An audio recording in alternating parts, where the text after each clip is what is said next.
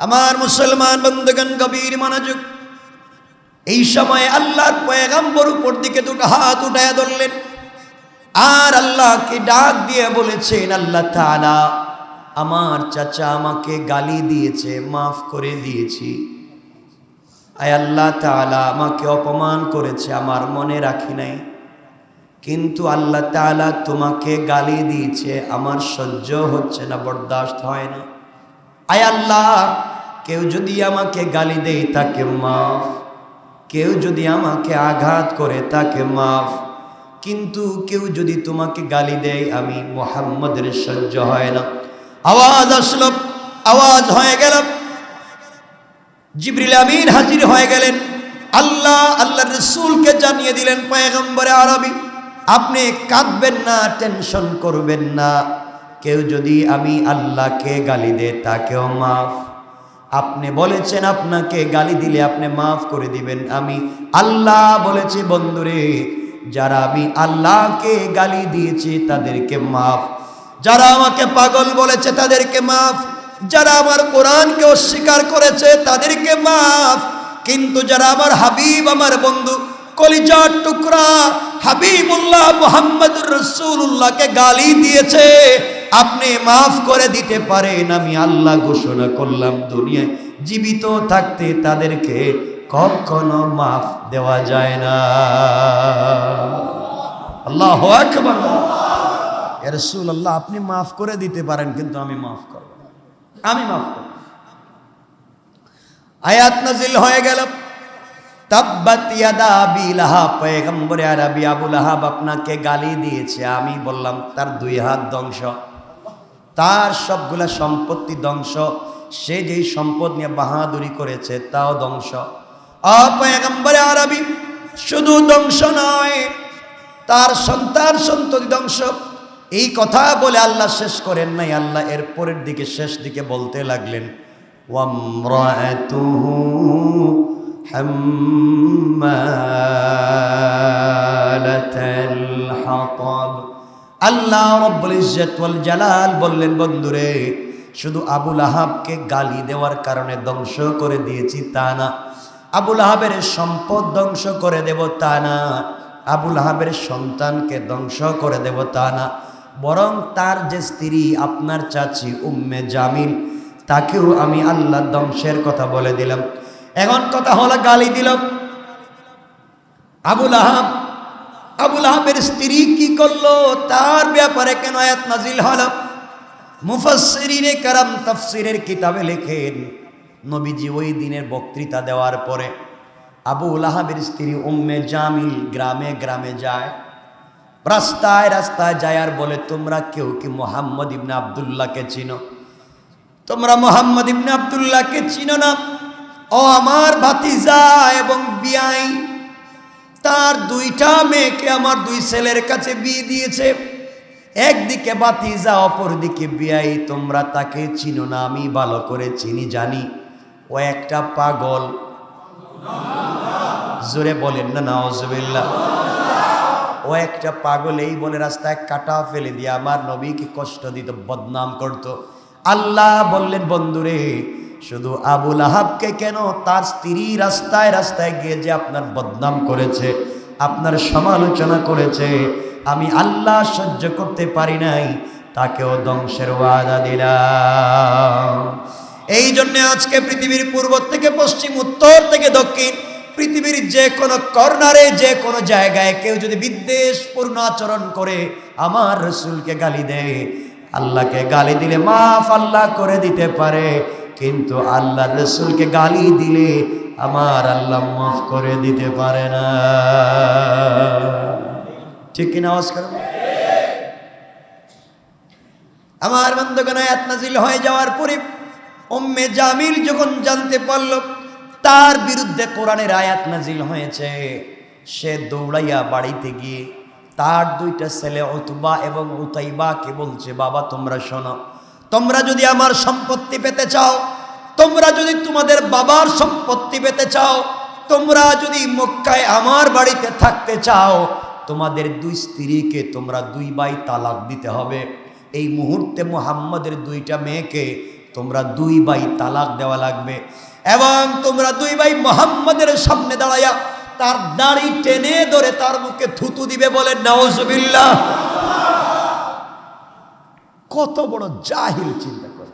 আমি তো স্বাভাবিক কথাগুলো বলতেছি, আপনারা স্বাভাবিকভাবে শুনতেছেন। সাহাবায়ে কেরামের কথাগুলো শুনে কি হয়েছিল এগুলো বললে তো আমাকে আপনারা বলবেন হুজুর এগুলো বলার দরকার কি ছিল। কারণ আজকালকে তো সব সমান না, কষ্ট হয় আমাদের।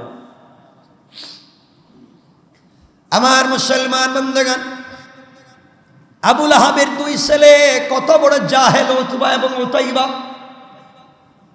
হাতের মধ্যে পাথর নিয়েছে, নবীজিকে মারবার জন্য পৌঁছে গিয়েছে। নবীজির বাড়ির সামনে গিয়ে শ্বশুরকে, বিশ্ব নবীকে নাম ধরে ডাকতেছে। নবীজি ঘর থেকে বের হয়ে দেখেন তার দুই মেয়ের জামাই। কি হয়েছে, তোমরা এই সময় কেন এসেছো? নবীজি স্বভাব সুলভ ভঙ্গিতে মুচকি হেসে কথা বললেন। এই দুই ভাই আমার নবীর সামনে দাঁড়াইয়া তার কলিজার টুকরা দুইটা মেয়েকে তারা দুই ভাই তালাক দিল। তালাক দিয়ে গালি দিয়ে আমার নবীর দাড়ি ধরে যখন আঘাত করতে গিয়েছে, আমার নবীজি আল্লাহকে ডাক দিয়া বলেছেন, আল্লাহ, ও মুনিব, আমার দুইটা মেয়েকে তালাক দিয়েছে, আমার যায় আসে না। আমার দাড়ি ধরে আঘাত করেছে, আমার কষ্ট নাই, আমাকে গালি দিয়েছে, কষ্ট নাই। আল্লাহ তাআলা তোমাকে গালি দিয়েছে, সহ্য হয় না। আল্লাহ বলেন, বন্ধুরে, তোমাকে আমি আল্লাহ জানাইয়া দিলাম, যারা আমাকে গালি দিয়েছে মাফ করে দিলাম।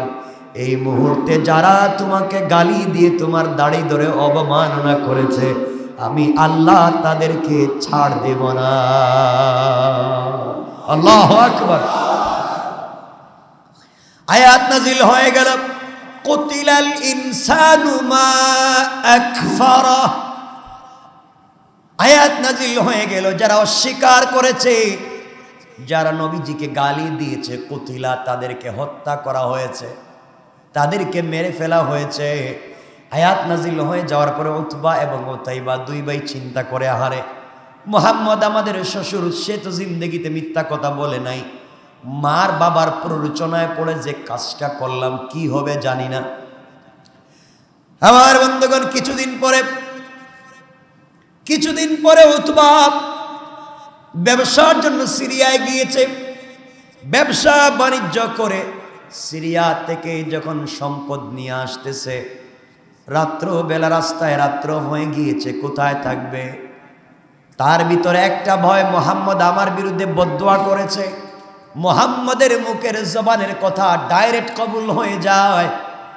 যদিও তার দুইটা মেয়েকে দুই ভাই তালাক দিয়েছি, মার বাবার কথায়, কিন্তু মানুষটা মহামানব, তার মুখের কথা তো ভুল হতে পারে না, বদদুয়া করেছে।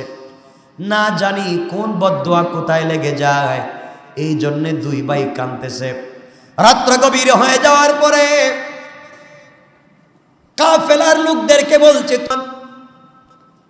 উতবা বলতেছে শোনো, উতাইবা বলছে শোনো, আমরা উপরে পাহাড়ের উপরে দুই ভাই শুয়ে থাকবো। উতবা বলল, আমি পাহাড়ের উপরে শুয়ে থাকবো, তোমরা চতুর্দিক দিয়ে বস্তা দিয়ে বেষ্টন করো, হাতের মধ্যে তরবারি নিয়ে তোমরা আমাকে পাহারাদারি করো, কেউ জনে কোনোভাবে আমাকে আঘাত করতে না পারে। সবাই মিলে পাহারাদারির ব্যবস্থা করলো, সবাই মিলে বেষ্টন করে দিল। বেষ্টনীর ভিতরে এসে ঘুমিয়েছে, ভয় তার ভিতরে কাজ করতেছে, না জানি কে কখন আঘাত করে। রাত্র যখন গভীর হয়ে যায়, আল্লাহ রব্বুল ইজ্জত ওয়াল জালাল এমন সময়ে পয়গম্বরে আরবীর বদদুয়া রাসূল হাত উঠে বলছেন, আল্লাহ, তোমার হাজার হাজার বাঘের মধ্য থেকে একটা বাঘকে তুমি এই দুই ভাইয়ের উপরে সওয়ার করে দাও।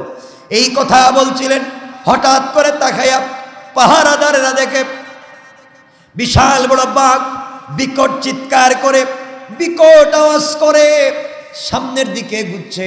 আর কোনো কথা নাই, সবাই যার যার মতো করে সরে গিয়েছে। সবাই সরে যাওয়ার পরে সামনে হাজির হয়ে বাঘ আবু লাহাবের ছেলেকে গাঢ় মটকায়া রক্ত পান করে গোটা শরীরকে ক্ষত বিক্ষত করে দিয়েছে। আল্লাহ জবান খুলে দিয়েছেন, বাঘ আল্লাহকে ডাক দিয়ে বলছে, আল্লাহ তাআলা আপনি জবান খুলে দেন, নবীর দুশ্মনের যে অবস্থা করেছি ওদেরকে জানাইয়া দেই কেন করলাম। আল্লাহ জবান খুলে দিলেন। বাঘ ডাক দিয়া বলছে, ও কাফেরেরা শোনো, তোমরা মুহাম্মদ ইবনে আব্দুল্লাহকে চিনো নাই, আখিরি জামানার পয়গম্বরকে তোমরা চিনো নাই, উতবা এবং উতাইবা চিনে নাই, জঙ্গলের বাঘ আমরা চিনি, যারা আমার রাসূলকে গালি দিবে। আজ আবু লাহাবের ছেলের যে অবস্থা হয়েছে, তোমরাও যদি কেউ গালি দেও, তোমরাও যদি কেউ আমার নবীকে অবমাননা করো, তোমাদেরও শাস্তি এইভাবে হতে পারে। এই আওয়াজ শোনার পরে যারা দাঁড়িয়ে দাঁড়িয়ে পাহারাদারিতে লিপ্ত ছিল সবাই দিনের বেলা কালিমা পড়ে মুসলমান হয়ে যায়। আল্লাহু আকবার। আমার বন্ধুগণ, এই জন্য রাসূলে পাককে গালি দেওয়া যায় না। কত কথাই তো মনে পড়ে, নবীজিকে গালি দেওয়া যাবে না, নবীজিকে যারা গালি দিয়েছে তারা ধ্বংস। এই জন্য আল্লাহর ওয়াস্তে আপনি যা করেন না কেন রাসূলকে গালি দিবেন না। এই রাসূলের মর্যাদা আরশে মুআল্লায় আল্লাহর নাম যেখানে লেখা, আমার রাসূলের নাম ওখানে লেখা। সিদরাতুল মুনতাহার প্রত্যেকটা গাছের পাতায় যেখানে আল্লাহর নাম ওখানে আমার রাসূলের নাম। আসমানের যেই জায়গায় আমার আল্লাহর নাম ওই জায়গায় রাসূলের নাম। জান্নাতুল ফিরদাউসের গেটে যেখানে আল্লাহর নাম ওখানে রাসূলের নাম।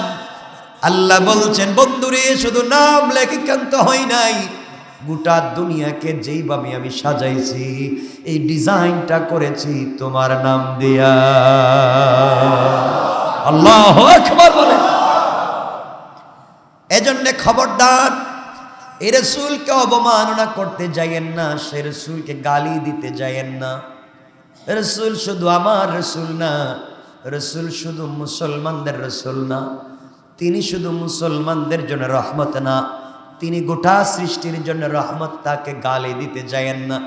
আমার বন্ধুগণ, আল্লাহ রাব্বুল ইজ্জত ওয়াল জালাল ইন্না ফাতাহনা লাকা ফাতহাম মুবিনা, ওই সূরা আল্লাহ বলে দিয়েছেন, কেউ যদি আমি আল্লাহকে গালি দেয় মাফ, কেউ যদি কোরআনকে অবমাননা করে হয়তো মাফ, কেউ যদি গোটা দুনিয়াকে অস্বীকার করে দেয় মাফ, কিন্তু যারা আমার রাসূলকে গালি দিয়েছে তাদেরকে আমি আল্লাহ কখনো মাফ দেই না।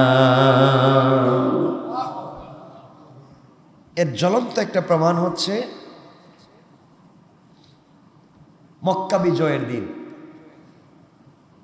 মক্কা বিজয়ের দিন, কথাগুলা সংক্ষেপ করে বলে দিচ্ছি।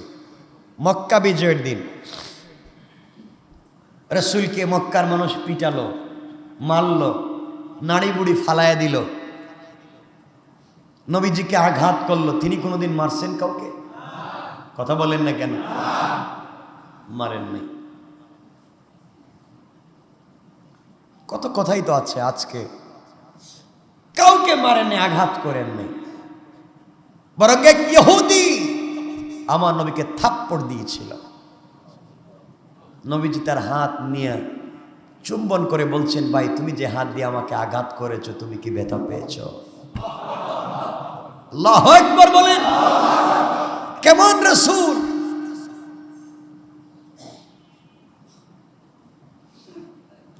আজ সে রাসূলকে গালি দেওয়া হলে তো কেউ সহ্য করবে না। দাড়িওয়ালা টুপিওয়ালা কি, সাধারণ স্কুল কলেজের ছাত্ররা, সাধারণ পাবলিক যারা কিচ্ছু জানে না, তারাও রাসূলকে ভালোবাসে। কারণ সকাল সন্ধ্যা যতবার সালাত পড়ে আল্লাহর নামের সঙ্গে রাসূলের নামও নেয়। এজন্যে হযরতে খুবাইব রাদিয়াল্লাহু তাআলা, কত কথা, খুবাইব রাদিয়াল্লাহু তাআলা আনহুকে যখন তীর মেরে মেরে গোটা বডিকে 70 থেকে 94টা তীর মারা হয়েছে, গোটা বডিকে চালনির মতো একবার ঝাঁঝরা করে দেওয়া হয়েছে। তাকে বলা হয়েছিল, একবার বলো মুহাম্মদকে একটা বার গালি দাও, মুহাম্মদকে একটা বার গালি দাও, তার অবর্তমানে তোমাকে ছেড়ে দেব। হযরতে খুবাইব বলছিলেন, কি বলতে চাও? তোমরা 70 আর 94 কেন কোটি কোটি তীর মেরে আমাকে শহীদ করে ফেলতে পারো, আমার শরীরে এক ফুটে রক্ত থাকতে, আমার কলবে জীবন থাকতে রাসূলের অবমাননা সহ্য করতে পারবো না। হযরত বেলালকে শোয়া গরম বালির উপরে পাথরে শোয়া, উপরে পাথর চাপা দিয়ে বলছে, বল মুহাম্মদকে গালি দে। তিনি বলছেন যে মুহাম্মদের কাছে কালিমা পড়েছি, তাকে ছেড়ে দেওয়া যায় না। এই জন্য আমাদের রাসূল সাল্লাল্লাহু আলাইহি ওয়াসাল্লামকে আমরা চাইব, আবারও বলছি, আমরা ধর্মীয় সম্প্রীতি চাই। যে যে ধর্ম পালন করেন, কোন ধর্ম আমার জানার প্রয়োজন নাই। আপনার যে ধর্ম পছন্দ হয় সে ধর্ম পালন করেন। আমার কাজ হচ্ছে আমি আমারটা বলে দেওয়া, আপনারা আপনারটা বলে দেওয়া, দায়িত্ব শেষ। কিন্তু যে যার ধর্ম ভাল লাগে, আপনার পছন্দ মতো শান্তিতে খুশিতে আপনি আপনার ধর্ম পালন করবেন, এটা আপনার অধিকার। কিন্তু কখনো আপনার খবরদার বিশ্বনবী রাহমাতুল লিল আলামিন মুসলমানদের কলিজার টুকরা রাসূলকে নিয়ে, সেই রাসূলকে আমরা দেখি নাই, কিন্তু মদিনার সবুজ গম্বুজ দেখার পরে মানুষ ডুকরে ডুকরে কেঁদে ফেলে। সেই রাসূলকে গালি দিলে মুসলমানরা কখনো ঘরে বসে থাকতে পারে না। রাসূলকে গালি দিয়েন না, আল্লাহর ওয়াস্তে রাসূলকে অবমাননা করতে যায়েন না। আমরা এই কথাগুলো মনে প্রাণে মানব তো ইনশাআল্লাহ। যে যার মতো করে চলুক, আমাদের আপত্তি নেই, রাসূলকে গালি দেওয়া যাবে না। আমার বন্ধুগণ, কেন বললাম? আল্লাহ বলছেন সব মাফ, সব বাদ, যা ভাল লাগে করো, আমার আপত্তি নাই। কিন্তু আমার রাসূলকে নিয়ে কিছু বললে খবর আছে। বলতেছিলাম মক্কা বিজয়ের দিনে রাসূল যখন মক্কায় আসলেন, মক্কার থেকে তাকে তাড়াইয়া দেওয়া হয়েছিল, ঘর থেকে বের করে দেওয়া হয়েছিল। যেদিন মক্কার থেকে তিনি মদিনায় যান, রাত্রবেলা কাউকে পিটাইছেন? কাউকে গালি দিয়েছেন? কাউকে মারছেন? ঘর বাড়ি ছাইড়া সব বাদ দিয়ে চলে গেছে, কাউকে কিছু বলেন না। যেই দিন আসলেন, ফিরে আসলেন মদিনায়, মক্কায়, তখন কাফেররা জানতে পারলো মুহাম্মদ তো গেছিল বাড়ি থেকে বাইরে হয়ে, এখন আসতেছে বিজয় অর্জন করে। আমার নবীজি মক্কার রাস্তায় দাঁড়িয়ে বললেন, সাহাবায়ে কেরামদেরকে বললেন, শোনো, তোমরা মক্কায় প্রবেশ করো ঠিকই, তোমরা কখনো কোনো বৃদ্ধ বৃদ্ধার উপরে আঘাত করবে না, তোমরা কোনো বৃদ্ধা নারী বৃদ্ধ পুরুষের উপরে আঘাত করবে না, অপ্রাপ্ত বয়স্ক বাচ্চা শিশুদের উপরে তোমরা আঘাত করবে না, তোমরা তাদেরকে কখনো আঘাত করবে না, কারো সম্পত্তি নষ্ট করে দিও না, শস্য খেতে আগুন জ্বালিয়ে দিও না, কারো বাড়ি ঘর ভেঙে দিও না। এভাবে নবীজি বলে দিচ্ছেন, যারা তোমাদের বিরুদ্ধে দাঁড়াবে না তাদেরকেও তোমরা আঘাত করো না, বলে দিতে লাগলেন। বলতে বলতে আমার নবী দাঁড়াইয়া বললেন, শোনো মক্কার মানুষেরা, আজকে যারা কাবা চত্বরে কাবা ঘরে ঢুকে যাবে তোমাদেরকে মাফ। যারা আমাকে গালি দিয়েছো, গালি দেওয়ার পরে কাবা চত্বরে ঢুকে গিয়েছো, মাফ। যারা হাতিমে কাবায় গিয়েছো তোমরা মাফ, যারা মিনা মুজদালিফায় গিয়েছো তোমরা মাফ, যারা মাকাম ইব্রাহিমের কাছে গিয়েছো তোমরা মাফ। রাসূল শুধু মাফ দিতে লাগলেন। যারা তোমাদের লিডার আবু লাহাবের ঘরে ঢুকেছো তোমরা মাফ, আবু সুফিয়ানের ঘরে ঢুকেছো মাফ, আবু জাহালের ঘরে ঢুকেছো তোমরা মাফ, যারা দরজা লাগাইয়া ঘরের ভিতরে বসে আছো তোমরা মাফ, যারা তরবারি ফেলে দিয়েছো তোমরা মাফ, যারা নীরবতা পালন করতেছে তোমরা মাফ, যারা ঘরের ভিতরে নিজ নিজ ঘরে দরজা বন্ধ করে বসে আছো তোমরা মাফ। আচ্ছা বলেন তো আর কি বাকি আছে? সবাইকে সুন্দর করে করে মাফ করে দিলেন।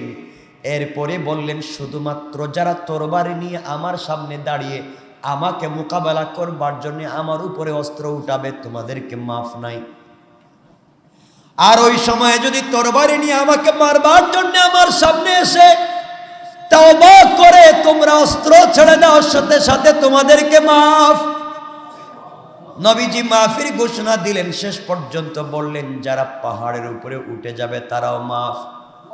খুঁজে দেখা যায় কেউ নাই, সকলকেই তো মাফির ঘোষণা দিয়েছেন। আল্লাহ সহ্য করতে পারলেন না, আল্লাহ বরদাস্ত করতে পারলেন না। সাথে সাথে জিবরিল আমিনকে পাঠায় দিলেন, যাও বন্ধুর কাছে পাঠায় দাও, তিনি রহমাতাল লিল আলামিন, সবাইকে মাফ করে দিতে পারেন, আমি তো তার মতো রহমত না।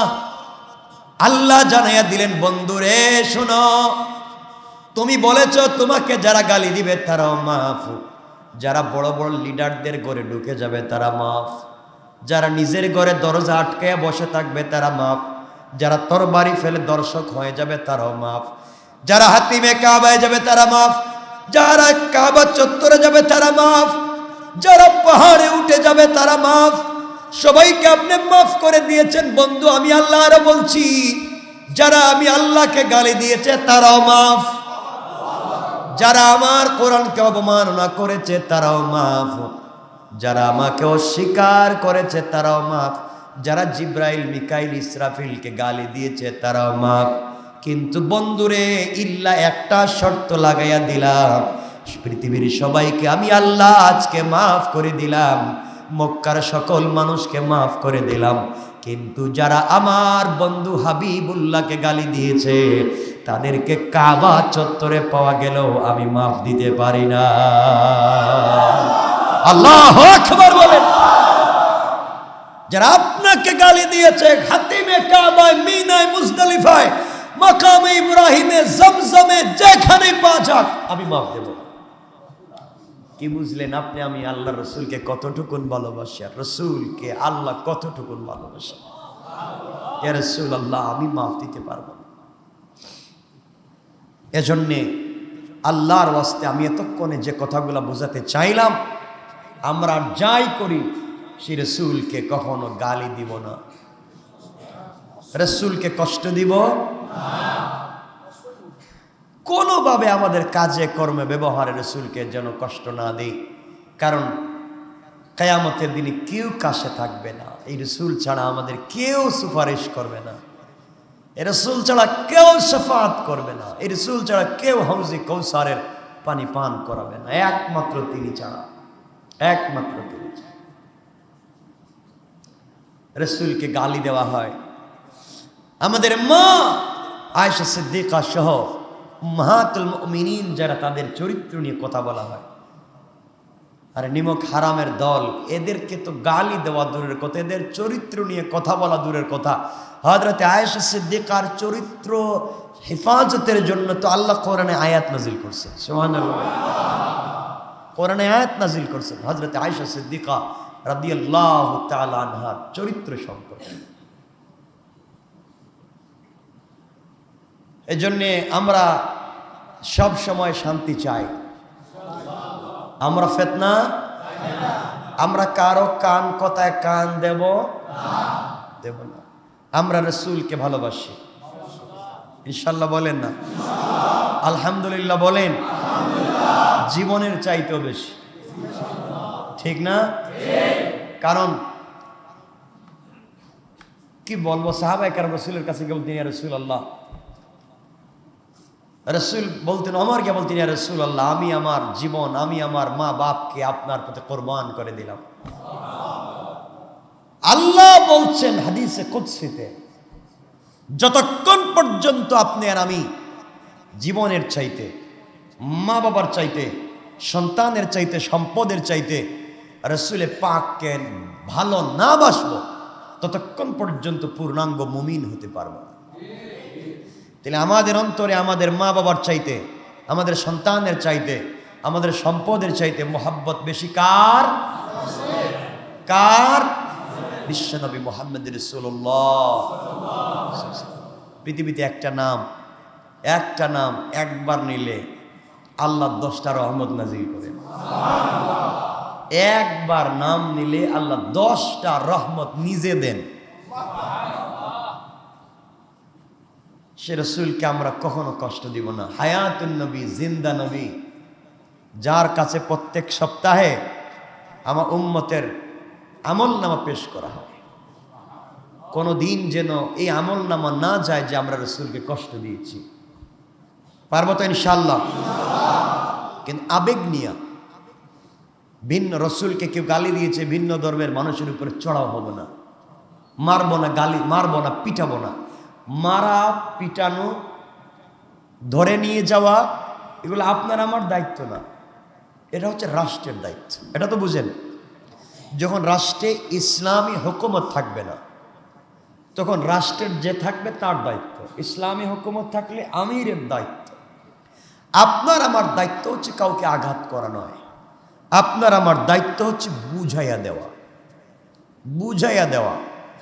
কিন্তু ভালো করে মনে রাখবেন, আল্লাহর হস্তে আবারও বলছি, আজকে যে ঘটনাকে কেন্দ্র করে গোটা বিশ্বে, গোটা দুনিয়ায় তুলপাড় হয়ে যাচ্ছে, রসুলকে অবমাননা করা, আয়েশা সিদ্দিকাকে গালি দেওয়া, ঠিক কেন? দরকারটা কি বলে? দরকারটা কি? এটা আমরা মনে করি সুপরিকল্পিতভাবে কেউ উস্কায়া সাম্প্রদায়িক সম্প্রীতি নষ্ট করে এই সমাজের মধ্যে ফিতনা তৈরি করতে চায়। আমি আপনাদেরকে বলি, গেল কিছুদিন আগে, কয়েক মাস, হয়তো 7-8 মাস আগে, কুমিল্লার কোন জায়গায় জানি, ওই যে কোরআন রাখছিল কোন মন্দিরে, যে বা যারা রাখুক, আমরা সাম্প্রদায়িক সম্প্রীতির জন্য, অসাম্প্রদায়িক চেতনার জন্য গোটা বছর হাটে মাঠে ময়দানে যেখানে কথা বলেছি, শুধু সাম্প্রদায়িক সম্প্রীতির কথা বলেছি। আমার হাজার হাজার প্রোগ্রাম দেখবেন, শুধু অসাম্প্রদায়িক চেতনা বুঝাইছি যে রসুল শুধু আমার না, রহমাতুল লিল আলামিন, কোরআন শুধু আমার না, হুদাল লিল আলামিন, রব শুধু আমার না, রব্বুল আলামিন, এই কথাগুলা বুঝাইছি। রব সকলের, কোরআন সকলের, রসুল সকলের। রবকে গালি দেওয়া যায় না, কোরআনকে গালি দেওয়া যায় না, রসুলকে গালি দেওয়া যায় না, কারণ তারা তো সকলের, ঠিক না? এর জন্য আল্লাহর ওয়াস্তে কাজ আমরা করব না। মন্দির, মসজিদ, প্যাগোডা, গির্জা, সিনাগা সব যার যার জায়গায় থাকুক, আমরা আমাদের জায়গায় ইবাদত করি, ওরা ওদের জায়গায় ইবাদত করুক, কেউ কাউকে গালি দিচ্ছি না। কিন্তু আমাদের রসুলকে গালি দিবেন না। রসুলকে গালি দেওয়া, আল্লাহকে গালি দেওয়া, কোরআনকে গালি দিলে মুসলমানরা তো তাদের রক্ত আছে, ওরা তো বসে থাকতে পারে না। এজন্য আল্লাহর ওয়াস্তে আমরা ধৈর্য ধারণ করব। আমরা অন্যায় অনাচারে জড়িত হব, ফিতনা ফাসাদে জড়িত হব, ভিন্ন ধর্মের মানুষকে গালি দেব। কে গালি দিল, কে কি করলো, ওইটা আমাদের দেখার চাইতে আমরা কি করলাম ওটা বেশি দেখব। আমরা কি কাউকে গালি দিয়েছি, আমরা কি কারো বিরুদ্ধে কথা বলেছি, আমরা কি কাউ সম্প্রীতি নষ্ট করতেছি, আমি ঠিক হয়ে যাই, আমি ভালো হয়ে যাই। আমার কাজ হচ্ছে আমার রসুলকে কলিজার চাইতে বেশি ভালোবাসা। পারবো ইনশাআল্লাহ। আমরা ধর্মীয় সম্প্রীতি বজায় রাখবো, ফিতনা ফাসাদ থেকে আমরা দূরে থাকব। আল্লাহ যেন আমাদের সবাইকে কবুল করেন। সবাই পড়েন আমিন, আরো জোরে পড়েন আমিন। আমরা আমাদের সন্তানদেরকে বুঝাবো, আমরা আমাদের মা বোনদেরকে বুঝাবো, যারা কলেজ, স্কুল, কলেজ, ইউনিভার্সিটিতে পড়ে, মাদ্রাসায় পড়ে, সবাইকে বুঝাবো, কোনোভাবে কোনো কাজে আমরা রসুলকে গালি দিই, কষ্ট দিব না, আল্লাহকে কষ্ট দিব না, কোরআনের বিরুদ্ধে কথা বলবো না, কোনোভাবে কোনো কাজে আমরা অন্য ধর্মের মানুষকে গালি দিব না, অন্য ধর্মের ধর্মীয় নেতাদেরকে গালি দিব না, আমরা সন্ত্রাসবাদে জড়িত হব না, আমরা জঙ্গিবাদে জড়িত হব না, আমরা উগ্রবাদে জড়িত হব না। আমরা সব সময় আমাদের ধর্মীয় শিক্ষা অনুসরণ করে চলবো। আমার রসুলকে গালি দিলে তো তিনি জবাব দিতেন না, তিনি তো মুচকি হেসে আল্লাহর কাছে দোয়া করতেন। আমরা দোয়া করব এটা, আল্লাহ যেন এই দুনিয়ার জমিনে হিদায়াত দান করেন, আর যারা গালি দেয় হিদায়াত না থাকলে আল্লাহ যেন এর ফয়সালা করে দেন। সবাই পড়েন আমিন, আর জোরে পড়েন আমিন। মনে থাকবে তো ইনশাআল্লাহ। আমরা কাউকে গালি দিব না, আর যদি গালি দেন, আমি যে আয়াত পড়ছিলাম এটার অর্থ শুধু অনুবাদটা করি আপনাদেরকে এক কথায়। আল্লাহ বলছেন ইন্না কাফাইনাকাল মুস্তাহজিইন। আল্লাহ শুধু এক কথাই বলছেন, যদি এ কথা আমার না শুনেন, এতক্ষণ যা বলছি না মানেন, এরপর বিদ্রুপ করেন, অবমাননা করেন, আল্লাহ বলছেন ইন্না কাফাইনাকাল মুস্তাহজিইন। আল্লাহ বলছেন বিদ্রুপকারীদের জন্যে, অবমাননাকারীদের জন্যে আমি আল্লাহ আপনার পক্ষ থেকে যথেষ্ট। ইয়া রাসূলুল্লাহ, ইয়া রাসূলুল্লাহ, আপনি কষ্ট নেবেন না, যারা আপনাকে গালি দিবে তাদের বিপক্ষে আমি আল্লাহ যথেষ্ট।